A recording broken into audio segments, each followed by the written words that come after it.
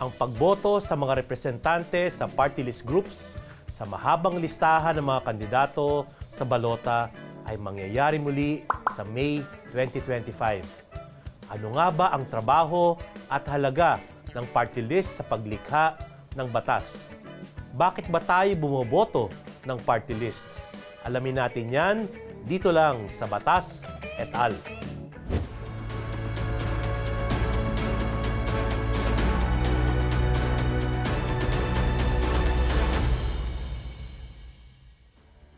Magandang araw sa inyong lahat.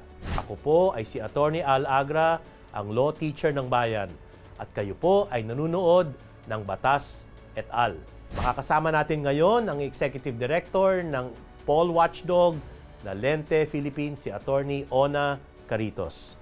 Pag-usapan natin ngayon ang party list system. Bakit pa tinawag na party list? Ano bang kahulugan nun?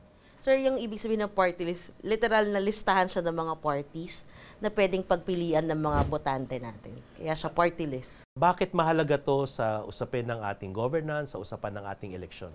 Mahalaga siya, sir, kasi kung titignan natin yung election sa House of Representatives na level, district election siya. And alam naman natin, sir, ang politika sa Pilipinas, pag district elections, di ba may mga pamilya?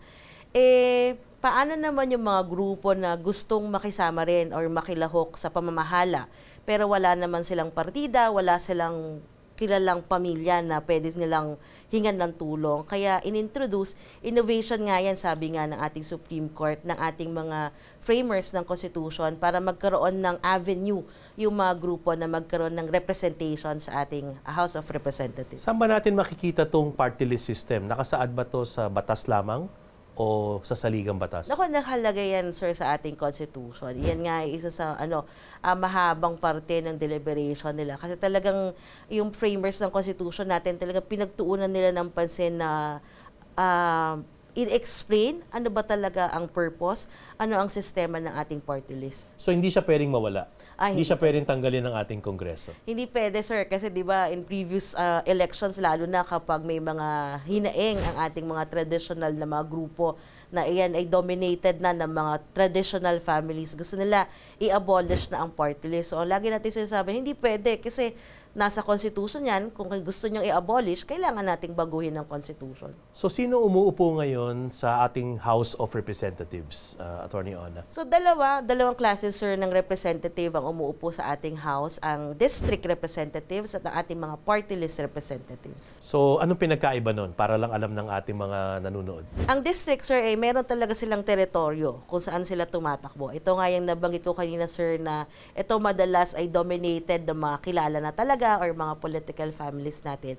Ang party list naman ay grupo na pwedeng national, pwedeng regional, or grupo na galing sa isang sektor or galing sa isang advocacy or interest na meron silang sinusulong. So for district representatives, ang binoboto natin ay tao, natural person. Natural person, sir. Pag party list, sino naman ang binoboto natin? Ang binoboto natin, sir, are party, yung party nga na nasa listahan ng mga party list. Alam na ba natin ngayon sa darating na halalan sa May 2025 kung ilan ang magiging party list representatives?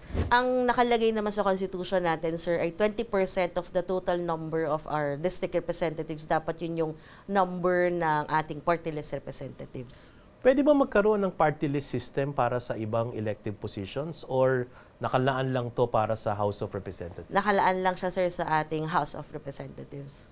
Nabanggit mo kanina, no, medyo marami na ang naging desisyon ng ating Korte Suprema tungkol sa party list system. Merong isang kaso sinabi na ang sistema natin ay Filipino style or only in the Philippines. Pakapaliwanag ngayon, Attorney Ona. Nakakatawa yan, Sir Ale. Kaya siya Philippinized party list system. Kasi ang party list basically is proportional representation. At para sa kaalaman ng ating mga viewers, ang proportional representation ay kung ilan yung botong makuha mo, yun yung number of seats na pwede mong makuha or upuan. Ito sa atin, ang party list system natin, merong seat cap na tinatawag. At ito lang yung nag-iisa sa buong mundo na proportional representation na may seat cap. At halimbawa sa Germany, meron bang seat cap doon? Wala, sir. Wala. Kasi kung basta, ang essence ng proportional representation ay kung ilan ang boto mong makuha, yun yung equivalent ng upuan na makukuha mo rin. So kung ang iboboto mo ay isang partido or organization, kahit anong uri ng partido, kahit anong uri ng samahan, pwedeng mag-participate sa party list system? Sa recent decision na ating Supreme Court, sir, alam mo naman yan, lahat na halos na open up na nga yung party list natin sa lahat ng grupo na gustong makilahok dyan sa party list system. So kahit sino na pwede? Kahit sino na. Merong dating may pagtingin... Yung bang layunin noon? Sir, kung titignan talaga natin yung deliberations at yung intent ng ating framers ng Constitution, yung gumawa ng ating Constitution, minent nila na i-open siya sa lahat ng grupo. Pero for the first 3 elections after the ratification of our Constitution, naging exclusive siya sa mga marginalized or underrepresented sectors. Pero pagkatapos ng unang 3 eleksyon, naging open na siya, naging free for all na nga siya sa lahat ng gustong makilahok na grupo or organization. Including the 2025 election, pang ilan na ba ang party list? Madami na, sir. Madami na, sir. Nauna pa nga ang party list kesa yung automation natin. Oo, nauna, sir. Kasi 97, una tayo nagkaroon ng party list election. 2010 tayo nagkaroon ng first automated election system. Nabanggit mo kanina may dalawang uri ng kinatawan o representative, yung district rep at party list rep. Ano ang pinagkaiba ng formula para makaupo ang isang district rep at isang party list nominee? Sa district representative na election, sir, dapat ikaw yung may pinakamaraming boto. Kaya dapat, Paramihan. Paramihan. Or plurality. Oo. Pero sa ating party list system, kailangan makuha mo yung threshold na 2% para magkaroon ka ng at least isang upuan sa Kongreso. So meron mang pagkakataon na isang party ay naka, let's say, 1.7%. Hindi siya 2% ayon sa batas. May sitwasyon ba na pwede magkaroon ng kinatawan ang naka 1.7%? Ay, yan ay naging desisyon ng ating Supreme Court, sir, na pagkatapos mapunuan lahat ng naka 2% at meron pang natitirang mga upuan doon sa 20% total na number ng mga party list seats natin sa Kongreso, pwedeng makakuha ng upuan rin yung mga hindi nakamit ng 2% threshold. Sabi ng Supreme Court natin dyan, sir, ay sa hindi pwedeng hindi mapunuan yung 20% na dapat. Kasi yung 20% mandatory siya. Oo, sa ating Constitution, sir. So kaya kahit yung mga hindi naka 2% threshold, basta meron pang remaining na seats, pwede po silang magkaroon ng upuan. In terms of number of votes, ano ba ang estimate para maka 2%? Sa huli po, sir, para kailangan mo 150,000 to get 1 seat sa huli nating party list election. Paano kung maka 20% ka? Ano naman ang epekto? Does that mean meron kang 10 seats? Lako, sir, ito nga yung ito yung Philippinized party list system na kahit nakakuha ka ng 20% ng total number of votes for the party list elections, meron ka lang 3 upuan na pwedeng makuha. So may seat cap tayo dyan, sir. So, posible ba na more than one party can get 3 seats? Hindi, isang party, 3 seats ang maximum, sir. Pero kaya nga nagkaroon rin tayo ng mushrooming ng mga parties na-realize rin ng mga party list natin na may seat cap, kailangan nating mag-strategize na magbuo tayo ng ibang grupo para yung seat cap ay ma-maximize natin or makakuha tayo ng additional seats. Halimbawa, naka 2% si Party X. Sino ang uupo bilang kinatawan ng partidong yun? May sinasubmit na listahan po ng nominees ang ating party list sa COMELEC. Noong una, 5 nominees yan, pero ngayon may bago pong panukala at may bagong resolution ang ating COMELEC na 10 nominees na yung kanilang minamandato na isubmit ng mga party list natin.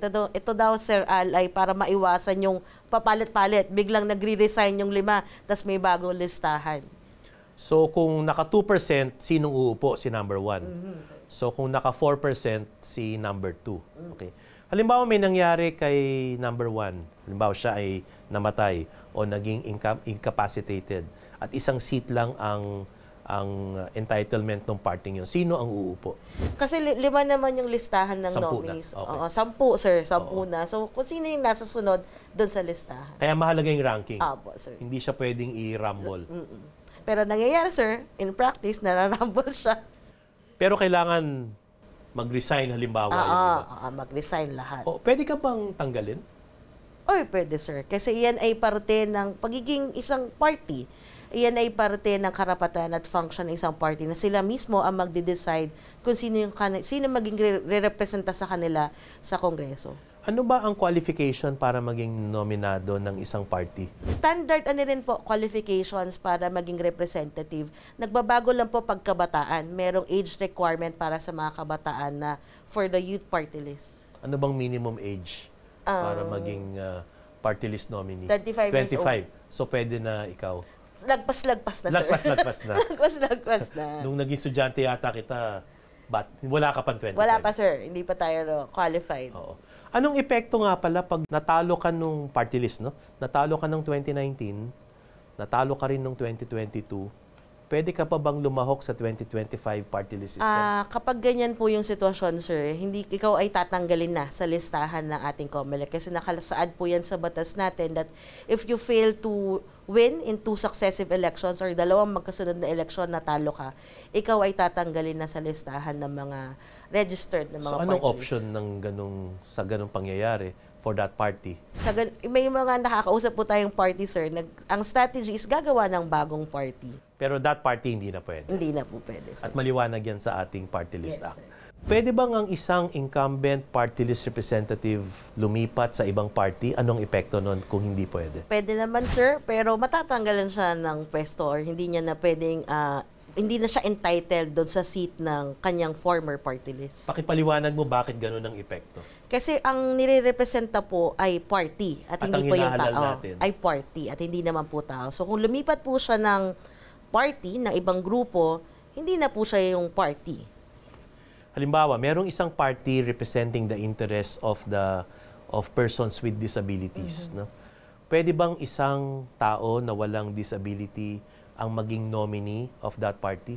Napagdesisyon na rin po yan ng ating Supreme Court, sir, na kahit hindi ka membro talaga nung sektor na nire-representa mo, katulad ng mga person with disability, ikaw ay pwedeng umupo. Basta ikaw ay advocate or supporter. Hindi ka kailangan Interpretation. organic member. Hindi Basta kailangan, sir.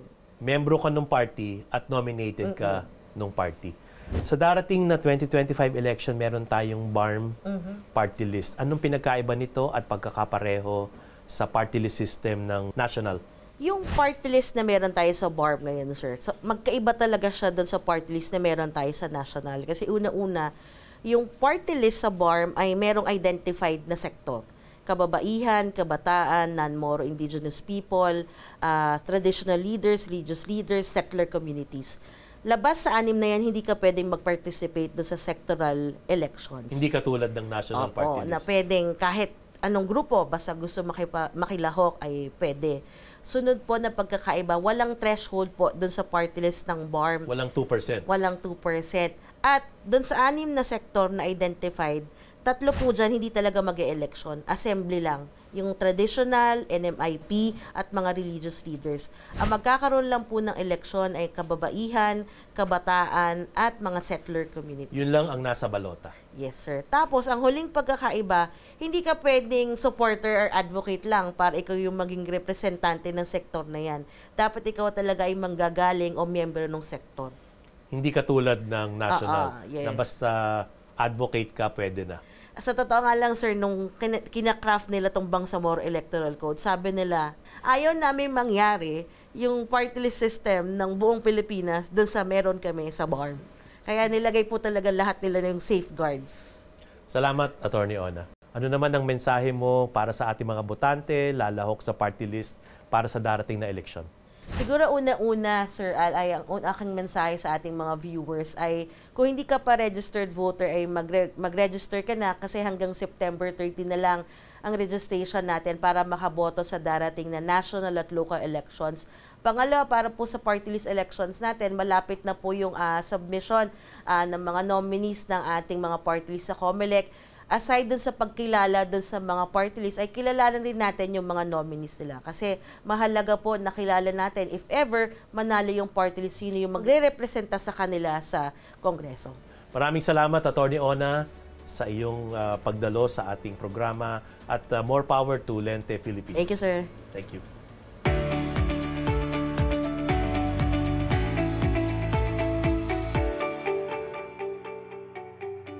Nag-iba na ang anyo ng party list system.